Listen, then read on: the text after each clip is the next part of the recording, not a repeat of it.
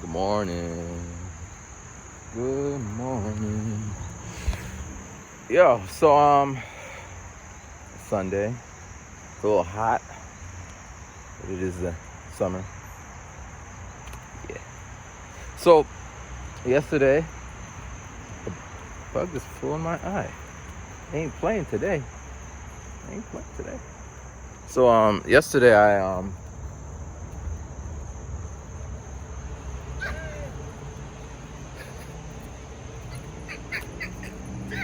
hello.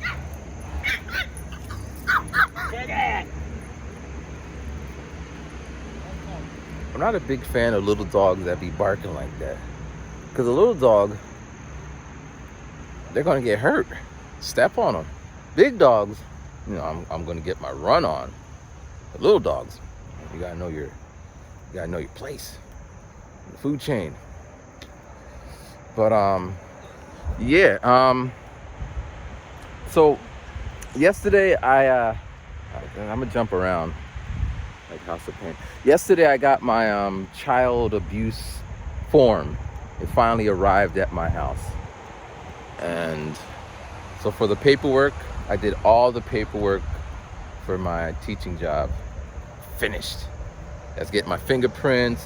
That's getting a FBI background check, child abuse check.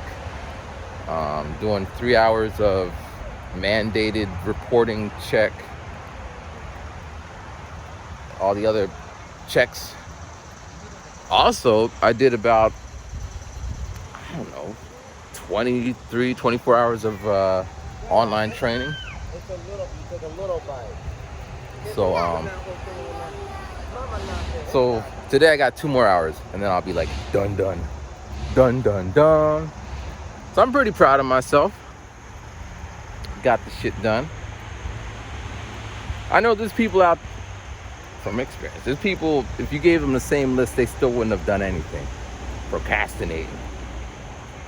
Now, I think it was the deadline was like September. Before you couldn't do it, you wouldn't be able to start working until you had all the paperwork, and school technically doesn't open until like September 8th. So I guess I had that time. But yeah. So yesterday, I was sitting at the house, and then I heard my cousin come in, and I go downstairs, and he hands me the car keys, and I'm like, yay. And he tells me, we asked where my dad is. I'm like, what happened? And he's just like, yeah, we ended up putting 400, and he changed this, changed that, changed this. Came with the $440 or something. And he put $20 of gas, so the whole total was $460. And then my dad was in the backyard, as he usually is. He comes in, and he kind of itemized everything on a piece of paper. And he told him the price. Good morning. And he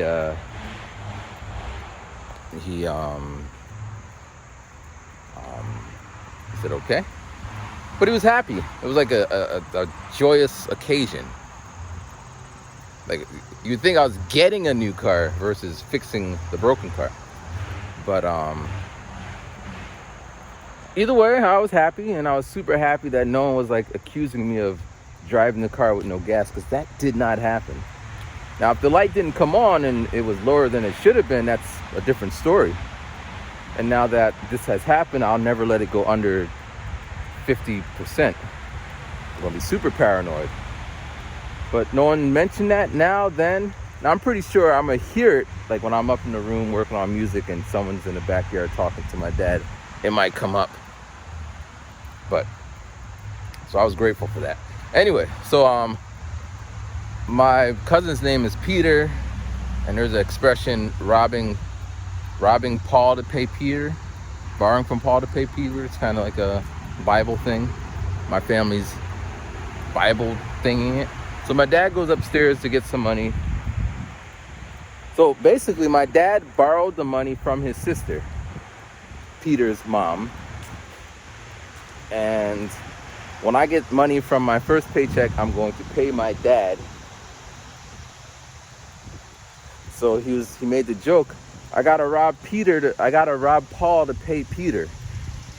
Now, it's an alliteration, which is kind of cool, but no one's talking on that level. And whatever. So everyone's happy. So my dad goes upstairs. What is going down here? Little family. So my dad goes out upstairs to get the money. I say to my cousin, I say, thank you. Thank you. That's all. Thank you. My dad comes downstairs, gives him the money, and then he's like, thank you so much. Thank you, thank you. And he's like, Matthew, tell him thank you. And then my aunt's like, he already said thank you. Like, why would you think I wouldn't say thank you? Like, what kind of dick does he think I am? Next time, fish the cart fast. Like, but that's how my dad be. With everything, like, I was gonna title this, I almost died yesterday, but I ain't Mr. Clickbait. But it was appropriate, it would have been accurate. So before that happened, my dad is like, hey, it's like I was reading my book Justice, Michael Sanders. Please read it so we can have wonderful debates about it. But I know you won't. No one ever does. Anyway, I was sitting there reading the book because it's fascinating. You know, it's like a philosophical questions about justice. There is no right or wrong answer, just dilemmas. So I'm sitting there reading the book, and my dad's like, you know, whenever you finish, can you take me to go get gas for his car that he shouldn't be driving? But I guess it's good that the car is there, because if there was only one car and it just happened to not be working, then we'd be in some trouble. So I'm like, okay, I'm finished. Like, no, don't hurry yourself up. I'm like, Dad, I guess there's like 400 pages in this book. I'm on page 24. I ain't that fast of a reader. So I was taking this as a moment to kind of share what I'm reading. Normally I wouldn't share because he doesn't care, but I was gonna push for it. So I said, you know what this book is about? He's like, yeah, I don't read books. I just watch what's on the TV. But I pushed along. I said, yeah. You know, this book is about justice. Now, this is a tricky one, because if I say justice, it might trigger Bible and God and that justice. But you know, it's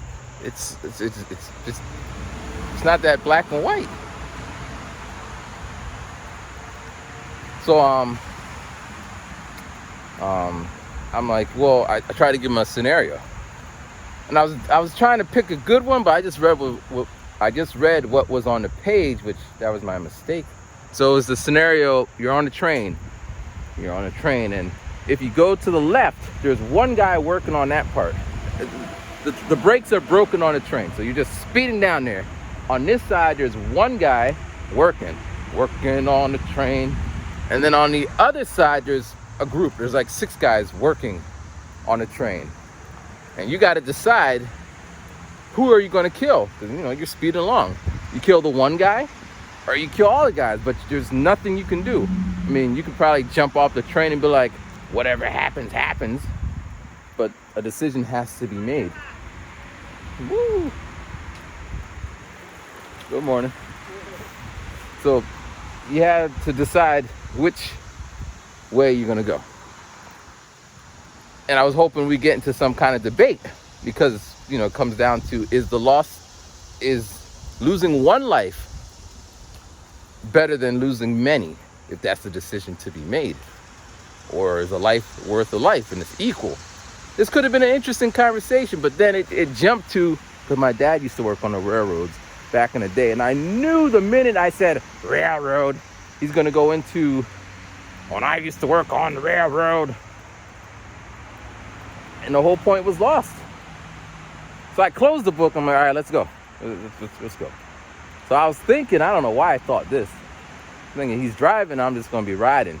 But he's like, no, you drive. You got to learn how to drive the car. Or drive this car. I could drive a car. So I get into the car, And he's like, my mom and dad always did this. They put a pillow under the seat. And every time I would get into my mom's car, I would take that pillow and throw it in the back of the seat. I don't want no damn pillow on my butt. I got all the cushion I need. So my dad, he puts the cushion there. He's like, if you want it, you can put it there. If you don't want it, you don't have to put it there. But then he puts it there, and I sit on it like, I don't want it. I put it back. He's like, you can pull up the seat. Now, I pulled up the seat yesterday. I know where that is. So, all right. So we in this tight-ass parking spot. And I'm in a new car. And everything about the car is different. Like, when you push the gas, it's different. Like, my mom's car is kind of like, you got to push. I mean, it just has a different feel. You know what I mean? Different cars. It has a different size. It has a different weight. It's a different car. And I'm in this tight-ass little parking spot. And my dad's car is like old school, metal. So maybe a plastic car like my mom's would bump into something and it'd just be like, whatever. This shit would put a dent in it. Scratch it up. So I'm like super nervous. And then on top of that, you know, my dad's doing the back seat driving, but on the passenger side. So he's on his side trying to put on the seatbelt. Took him 10 minutes to find the seatbelt. He's like, I never been in this side of the passenger. I don't know where the seatbelt. I was like, well, I've never been in the driver's side. So I'm just trying to just be calm and breathe. Saying my little prayer, man. Do not let me get in an accident. Don't let me hit these cars. So I start going up and coming back. And going up and coming back. Kind of just rocking, you know. And they're like, come on. Come on. Like, don't rush me, man. And all this, I'm trying to... So, the way my dad's car is, I think I was talking about this yesterday. Can't remember. It's all blurring together. But the little light is off. There's a little light that tells you if it's in drive, park, neutral. So it's just one off. So I'm trying to say, look, Dad, right now there's no light and it's supposed to be in drive. But I don't think my dad never, like by feel, you could hear it. So I don't think he ever noticed.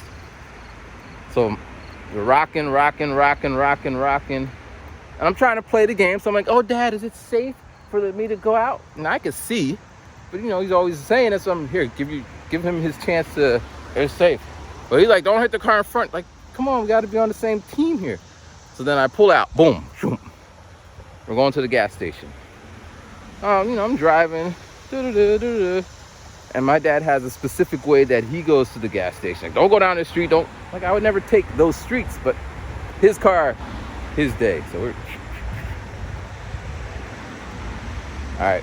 So historically, we always use this gas station right across the bridge. That's where my mom went. That's where my dad went. So I go to pull and like, not that one. And I'm like, you got to tell me what. How would I know? Like, I don't use that one anymore. How would I know? Because it's so difficult to get out. It's not difficult. It's just people don't let you out. But, you know, eventually the light's going to turn red and they're going to stop. And then you just kind of pull out. So we go up. So we're in Pennsylvania. Gas is,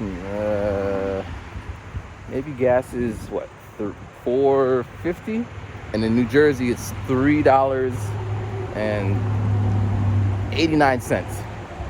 So my parents always go there because it's cheaper, and in New Jersey they pump the gas for you. I don't think my mom ever pumped her own gas, unless it was like really, really, really low and she needed it. But now I pump it myself because I don't want to go all the way. Now Jersey's just across the bridge, but still I can go down the street. But again, it's my dad's car and his money. So we go down there. We get to the next gas station, looks like a little garage looking thing. We pull in. Again, maybe I'm just hearing things. I think my dad said, tell him 20 regular. So I go 20 regular. He's like, not 20 regular, 25. And then he hands me the money. Like, he could have handed me the money at the house. Like, I give the guy the money, and I'm looking for the thing to pop the gas thing. And he's like, there's none of those. It's automatic. Like, how am I supposed to know all these things? Like, it's such stress to me. Like, I'm just supposed to know. Can't know. People do that all the time to me. Like, you don't know? Like, how would I know? Like, is it written in my DNA? And it doesn't apply to anything else. Like, but, morning. But, so we get the gas. And there's now this place is supposed to be easier to get out because it's further away from downtown, a little up. And there's a red light, and you could just kind of pull out. But if it's a red light, you would have to wait a while until the light turns green, and then the cars would go, and then you pull out, which it might have been an extra, 37 seconds? So I'm waiting. He's like, no, just go up and make a U-turn. So we go up there into the steakhouse, and we get in there, and he's like, all right, now make sure there's no car coming down. Okay. He's like, make sure. I just came back from my doctor the other day, eye doctor. I got 19/19. I know 20/20 is the standard, but I got 19/19. My vision is not impaired. I can see shit, man. And I say that extra one because I see shit. I'm on some shit, see some shit. So then I pull out, one of the smoothest pull outs you ever see. But still, we're going down there. He's like, turn on your signal. The whole ride I've been turning on my signal. Like, why would I all of a sudden stop? You get downtown, and I'm just trying to go back the way we came, but apparently the streets are doing stuff, so I had to make some quick on the fly decisions. So, boom, boom, boom, boom. And now we're going up. It used to be a one-way, now it's a two-way. I ain't never drove up, but it's kind of weird. And then we get back to the house. And I'm like, I hope all the cars move so I could just kind of pull in. I don't think I could get back into that stupid trap I was in. So we get to the house, and it seems like the same parking spot. I don't remember. And so I started trying to pull in. Like, I'm trying to rock myself in there. Because again, the car is longer than my mom's car, and the gas is different. And so after like a minute, too long, my dad said, all right, park over there and park on the street. Like, how am I gonna learn if I don't know what the rush is? Like, so I park on there, and he's like, you're too far away from the sidewalk. I pull in, and I just go into the house and go run upstairs because I had my training to do. I had stuff to do. I said, oh my gosh, man, I'm just so glad I made it back in one piece. Look at this. Oof. My mom didn't like that either. She would be like, man, when she was learning how to drive, it was just so stressful, and she's just like, whatever. I don't think my dad taught me how to drive. It was my mom who did most of the teaching. I think my sister took me out once. My brother tried to teach me in a stick shift. Same type of instructions. Like, I'm the type of person, if you wrote me down the recipe, the instructions, and everyone should know this. I read books. I've been reading books since forever. But everyone's like, nah, you just gotta know it. Why? My ex-girlfriend, she was like, we were hanging out from time to time, and she's like, what's your mom's recipe for some Jamaican food? I'll cook it. I said, hey mom, can you give me the recipe for fritters? Jamaican thing. And my mom, it took like 2.5 months. And then she's like, okay. And then she orally told me, because it's not a recipe that's written down. I mean, we're talking via text, so it would be easy just to 1 egg and 1 that. Maybe it's a my family thing. I'm not going to say it's a black people thing. But they don't like giving written instructions, which is frustrating because how perfect can something be? And as I'm segueing, right? In the lesson, how to teach how to read, it has to be systematic. And it benefits, even if you can read off the top So systematic instructions, according to all these random people I never heard of, but who did the research, it benefits the weakest all the way up to the strongest. Systematic learning. Like telling a person why you're doing something. I mean, do this because I said so is usually what I heard. But why? Why? What's the purpose? How come they don't do it another way? So anyway, so then I'm out there working on my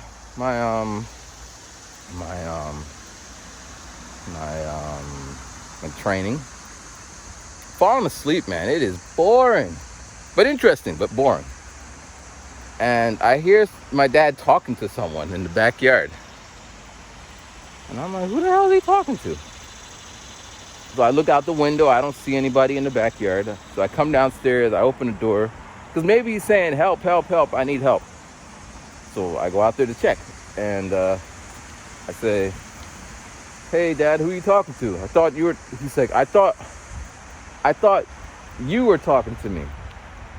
Like, why would I be shouting from the window when I would just come down again? Whatever.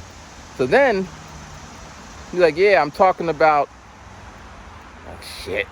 He's like, I'm talking about... What was it? He said, I'm talking about... I think it was still talking about the train. You know? Or something. And then... At that point, I should have, like, turned around and went back upstairs. But I can't do that. It's just disrespectful to... Now, if I have my headphones on, which sometimes, you know... and I'm already listening to music, then I continue to listen to music. Because that's just the way that is. But I wouldn't like run upstairs. Anyway, so he starts talking and we come in the house, he sits down, and then for the next 22 minutes, he's just talking, telling a monologue about his past. I recorded it. Now, I recorded just to keep the time and to take notes so I could be specific with what I'm going to say to my therapist when she's like, da-da-da-da-da. But basically, I've been hearing this conversation for the past forever.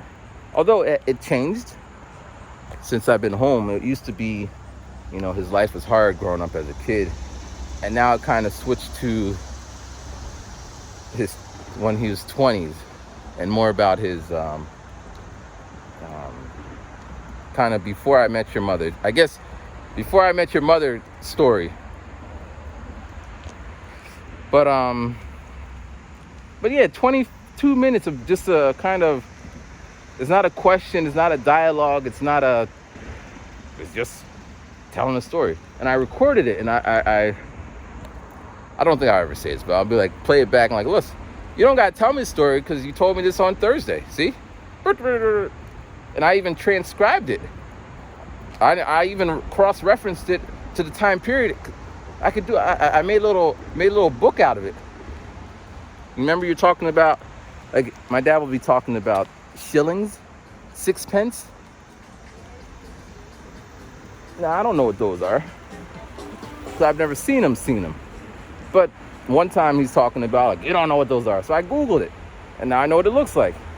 And I'm pretty sure I can go somewhere or buy it online, pay $20 for one of these things if I really wanted to. But it's always, you don't know what they are. I don't care. This is my feeling. Like, my brain, so I said, I do these online trainings, right? So yesterday, it's a 3-hour course. They're 3-hour, like, modules. I'm doing them I am able to do it in 2 hours and 12 minutes. Like, I listen to it, and then, boom. And you got to get a 90 above. And I get a 90 after listening to it, after 2 hours. Like, my brain is kind of, I can process stuff. And then I found out for that extra, because I get paid for how long I do it. So then I had to go back and then just play all the videos so I can get the 3 hours worth of money, because you don't get paid, because the modules have a little timer, so you only get paid for the time you were in it. So I'm not trying to get penalized for being. So it's really really hard for me when people are telling me the same story or scenario over and over again. It's like the nails on the blackboard for me. Anyway, so after 22 minutes, my dad kind of stopped, and then I, like a deer, I trollocked. I bounced back up the steps and to finish the rest of my course. But yeah, and then Peter came. Or actually, we went to get the car. Peter came with the car. We went to get gas. Then the car came. And then my dad was talking, and then yeah. But yeah.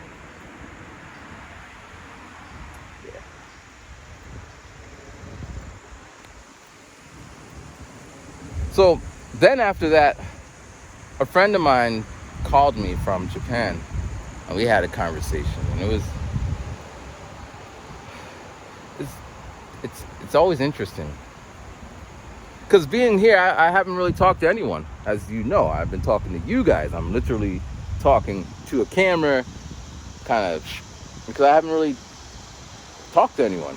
Like, the whole summer is gone. Like, maybe I talked to 3 people. No, after the funeral, blah, blah, blah. But anyway, he called me, and he's just like, how are you? What's going on? And I said, well, I just told him about the car thing because it just happened. And I told him, blah, blah, blah. And then I was kind of just, I told him I go to the therapist, blah, blah, blah. And so my friends in Japan, most of them are artists pursuing music and whatever, creatives. So we kind of, and most of them, I think of us, I was the most like, hey, I wasn't that guy like, I got a song, buy it. Because, that's just not me. But I was the one like, I just made these headphones. Or, hey, I'm making a shirt. Like, I'm always pushing that kind of envelope. And,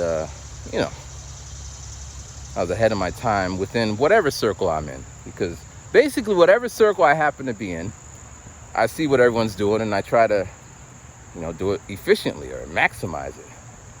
And, or just go in and carve my own path. So if we're all like sitting around, I'm gonna start walking in that direction. Maybe I'll find oil, maybe I'll find diamonds, maybe I'll find, and then I'll come back and be like, hey, over there's some diamonds in it, because I can't go over it. Yes, you can, I did it.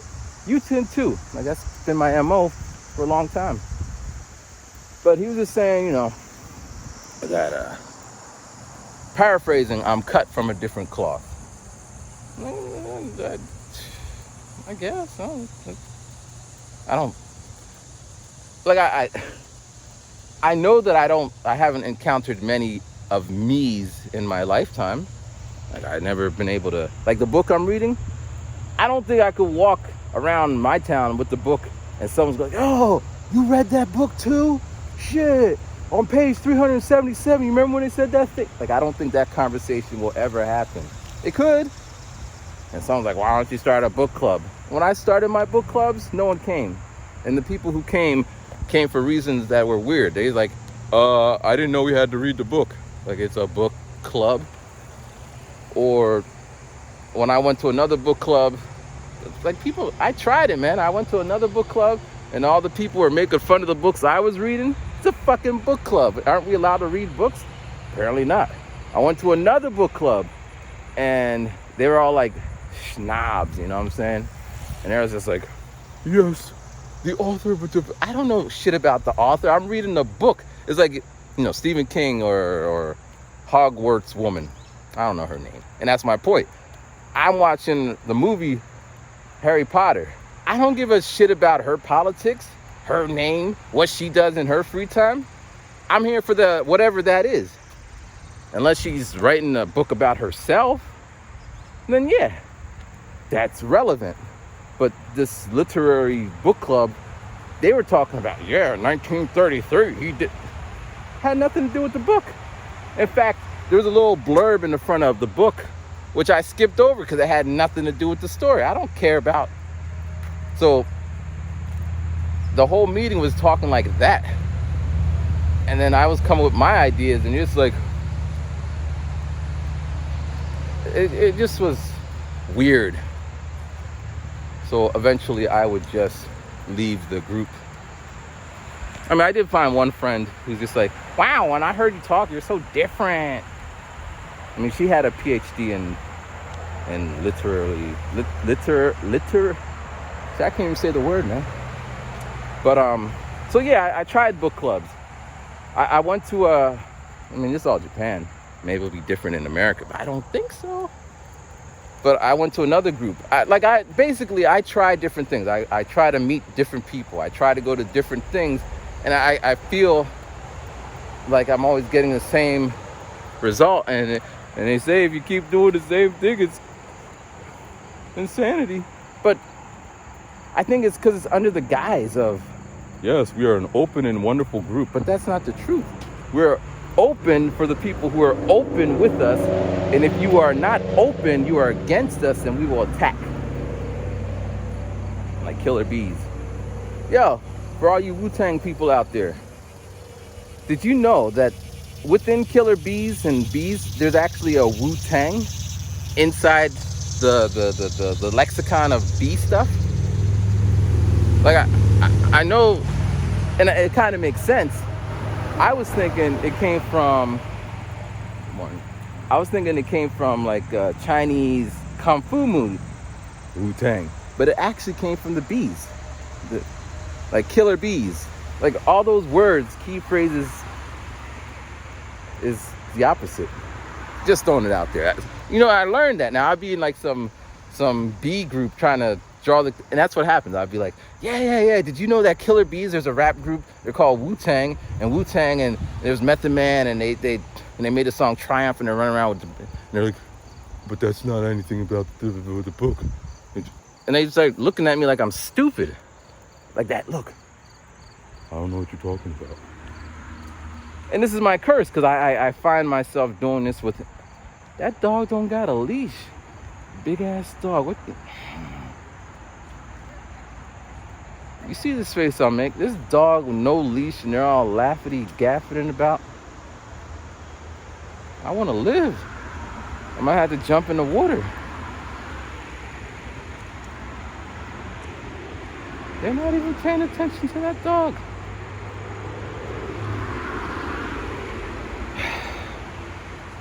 And the dog's on my side of the street? Come on.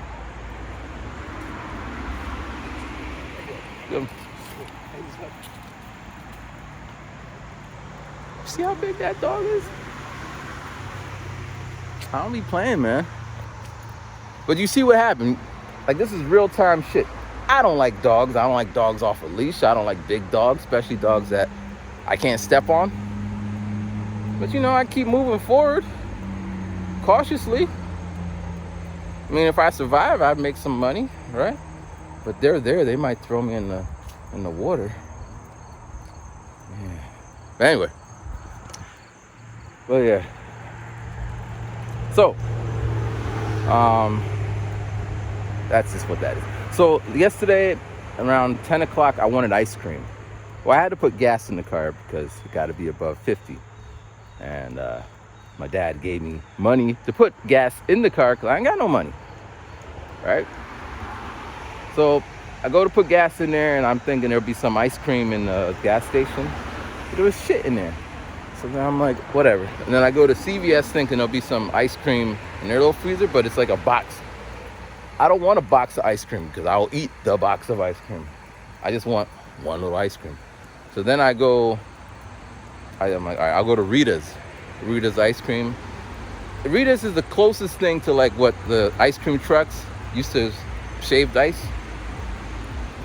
So I go there, I get my little ice cream, and I go to the back to kind of, eat the ice cream. And I see like there's all these cars in the parking lot at like 10 o'clock at night. And then I hear music, and I see all these young people walking back and forth, and I hear music. So I start walking towards the music. And I get closer, the music's getting louder. I can see a tent. And get closer, I see people sitting. And I'm like, wow, this is cool. So I'm eating my little Rita's ice cream. I had the perfect parking spot because right now everything here is like packed. And I'm just walking around enjoying the vibe. And all summer I wanted funnel cake because that's on my list of things to eat. And I saw they had a funnel cake, but it wasn't a funnel cake. It was like a funnel blob. It was weird looking, but it tasted good. It had the funnelness in it, but it wasn't like a pie. That's how we used to get it back in the day. But and then there was this band playing, and they had like fire or pyrotechnic fireworks coming off the stage. It was nice vibes. And then I saw a sign saying 10 o'clock fireworks, which is cool, but you know, recently people be shooting people during fireworks. Perfect cover. I don't know why no one ever thought of it. You don't notice it until way after the fact. And I'm like, yeah, I'm gonna go. So I walked way back to where my car is. You can still see the fireworks. You're just not where all the people are. That's the thing now. I want to live. And then, yeah, that's about everything. Came back home feeling refreshed. I went to the supermarket and got some orange juice. Yeah. Oh, and then this is the last part of this, right? Good morning. Good morning. So you know, I do photography. I do nude photography because that's just what I was doing. Been home, and it's a different time, different era. Like I used to find a lot of models on Craigslist. If you know how sketchy Craigslist is, I guess it still exists, but it's even more sketchy. And you know, at this point in Japan, I was able to, you know, get referrals, and I just had a system. So I had to like kind of reset. So I hop on a site called Model Mayhem. Because basically it's, you know, you could search by location and type and all that. So I just go on there. I start with my town, Easton. And it's by, what do you call it? Maybe by default, by most active. So at the top, this person just logged on, and as you go down, it'll be like 3 weeks, a month, 3 years. Maybe they'll get the email and be like, hey, but usually when they're not actively using it, they're not going to respond. So I'm just going down, and in Easton, there was like 4 people. Of the 4, 2 did nudes, and of the 2, 1 was like, you know, reasonable. I think the price that I've been seeing, $250 for unlimited, well, for hours. So in Japan, some people are charging $250 per hour. And did Matthew pay $250 per hour once? Yeah, I did. Because I'm serious about whatever endeavor I'm going to do.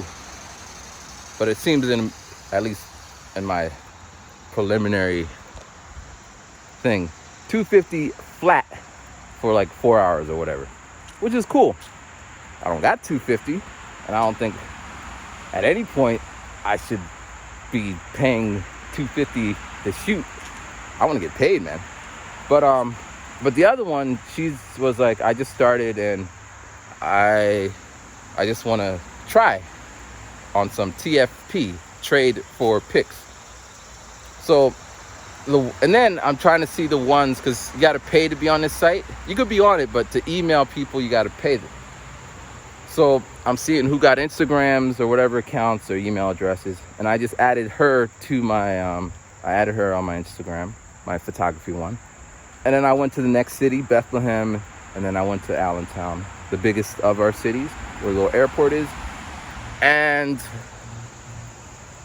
I just saw, like, there's people here. So I'm like, why didn't I think of that? Or why didn't anyone else think of that? Because I was telling everyone, I'm looking for models. I don't know where I'm going to find them. And then no one, like, that's one of my, it makes sense. Just retrace the steps of how you did it before and look but no one.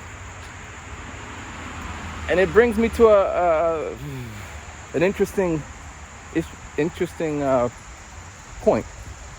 You can't know what you don't know. Like if good morning. She gave such a happy good morning. Like some people sighed good morning. Some people good morning. She was just good morning. But I like that. I mean, she's happy. Anyway, but she had her dog, so maybe she's like, yeah, if it's not a good morning for you, I can't say that. More dogs. Today's been like the dog day, all types of dogs. But yeah, it's just like the concept, if you keep doing something long enough, you will figure it out. But that's not true. You literally could be banging your head against the wall ad nauseum for all eternity because you're not gonna know. It's a little hot dog. No. Come on.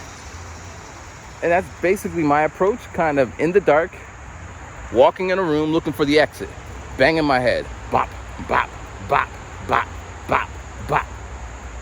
And then running into other people in the dark, say, oh yeah, you should do this. As they bang their heads. So we're just banging our heads. And then for me, what has been working is in the corner, I just stumble on a book. And with my little pen light and my 1919 vision, I read the book. It's like, yes. Men and women have been banging their heads in corners for centuries. It's nothing new. However, and it gives like some detailed, if you put your hands up, and then you won't bang your head. You'll just hit your hand. So I try it. And I'm like, okay, this is less banging of the head. Okay. And then you start to feel, whoa. And then you find yourself going into a different room. I'm like, ooh, I'm in another room. And good morning. And then it's like, okay, different room. And now you find different people. Like these people, and you see a little bit more light. And they just have a different vibe. Like, yeah, man, you got to put your hands up. Everyone in my family does that, but not in my family. We bang our heads. And as you keep progressing along, this is a beautiful metaphor, a beautiful concept. Because like when I got to Japan, I mean, the people I met there were really different, as I always explain. And it's not because Japanese people, like just the people I encountered. It's possible that you could go to Japan and meet the same good morning, the same shitty people that you left. You could recreate that environment anywhere you go. I kid you not. And people figure that out, Like, I can't tell you how many times I would be with some of my associates and we might go to the club or we might be standing on the street and somebody would like bump into them and they'd be like, I'm gonna fight him. And they'd turn around and they'd be all puffed up and I'm gonna beat him up, disrespecting me. And then if you ever listen to the rest of the story, like, yeah, one time, and then they might bring it back, back where I'm from, you gotta be this way. And so yeah. But as I said, I'm always my hands out and I'm bumping into new rooms. So like, as I said, I went to the book clubs, the photography, NBA, even climbing the freaking mountain. You meet different people, different vibes. And, you progress. So I don't think I'm stuck in the room I was placed in, because we're all placed in metaphorical rooms where you're born. So I don't believe, even though I came back, that I'm here. I feel like I've seen some other rooms and stuff. And yeah, and that's what I bring to the table when I be out and about. Yeah. But man, I should write those down. I should write a book. But here's my thing about book writing. People don't read books. Why would I you never know until you try, but it's just one of those things. Like, what album? What project? Let me think here. Now, in general, any project I put out at least sold 1 unit of whatever it was. Yeah. Like, what I started doing is not really... So, when I dropped 444, no, that's Jay-Z's album. When I dropped 4T, that's my album, I rented the studio. I got artwork made from this calligraphist. I did all this stuff. So there was a cost to the whole project. Then I released the project and I didn't exceed the cost. So yeah, I sold in units, but I lost. And that always bothered me because I've been doing it that way forever. But now I don't do all that stuff. I just do what I can with what I have. So I do my own artwork. I don't promote it. I mean, promoting is probably the best thing you could do. So if you put all that money towards the promotion of it, you probably get a better bang for your buck. But I don't want to bother people. I just don't want to be like, hey, I got a new song, I got a new song, I got a new song, I got a new song. Yo, yesterday, right, in this little group we're in, this beat making group. Not yesterday, but every Friday. This guy pops on. He's like, hey, what's going on, guys? Like, he was a guest. Sometime he was in the actual make a beat and listen to it. But he hasn't been on it for like a good 7-8 months. Now, he likes my posts. I see him liking people's posts. And he posts, he's still making music. He just doesn't join the group. Anyway, he pops on. He's like, hey, guys, what's going on? Long time. You know, I've been busy. I just made this beat kit. Yeah. It's made from this one guy. He's really famous. You know this famous guy? Like, nope. Yeah, he made it. And this other famous guy. You know this famous guy? Nope. Yeah, we collaborated. And if you want to buy it, it's $15. And, like, he was just selling it. Now, you got to sell it. If he made it and didn't sell it like I do, people may stumble on it. You know, they're walking in the walls and they stumble over your product. But he was just selling it. And it just seemed like really forced. Like, I'm only here on some politician kiss the babies because I want to get reelected stuff. That's the vibe I always got from the guy. But, you know, you got to do what you got to do. My approach, I spent a whole whatever working on something and then I put it up and then I move on to the next. It's not the best way to do it. But it makes it even more sweet when some random person stumbles on it and be like, yo, this is dope. I like it. Or when you see the analytics and people are viewing it, listening to it. But, yeah. Well, we're back on this noisy road. And just letting you know, on Tuesday, we're going to do the live stream at 9 o'clock like last time.